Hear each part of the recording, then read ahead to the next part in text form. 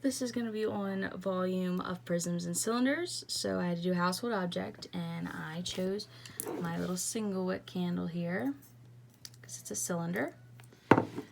So I measured the length of it right here, which is indicated with this rectangle. So that was 3.5 inches, and then I figured out the diameter of the lid here, which was the top, which I got as 2.5. And then I went a little further and calculated the radius, which was half of 2.5, which is 1.25 inches. So to find the surface area, I did radius squared times pi, which will give you the area of the base.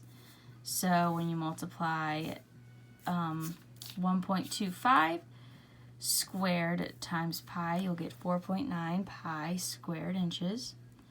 The area of the rectangle will equal length times width, so you're going to be taking 3.5 inches by the width, which will be your diameter here. So that will be 2.5 pi inches, so we get 8.75 pi square inches. We are not done yet with the surface area, but I'm going to move over here to volume.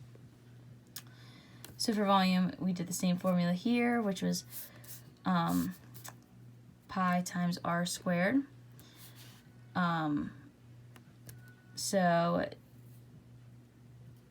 this is supposed to be a V, not an A. 4.9 pi squared inches is what, actually just kidding, is what the area was.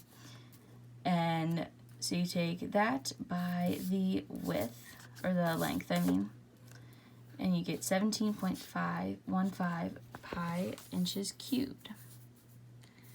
So then we take that surface area formula again, which is 2 times length times width plus 2 times length times height plus 2 times height times width, and we break it down here. So we have 2 times 3.5 times 2.5 from right here, and that's supposed to be pi right there, to get 17.5 pi.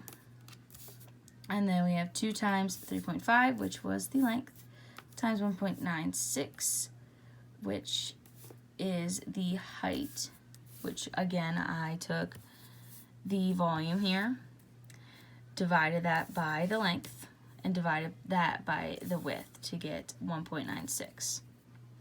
So then we do 2 times, and that we got 13.72. And then for this one, we did 2 times that height again that we found, times 2.5 pi, to get you 9.8. That's supposed to be pi there. And when you add these three numbers together, you get 41.02 pi squared inches.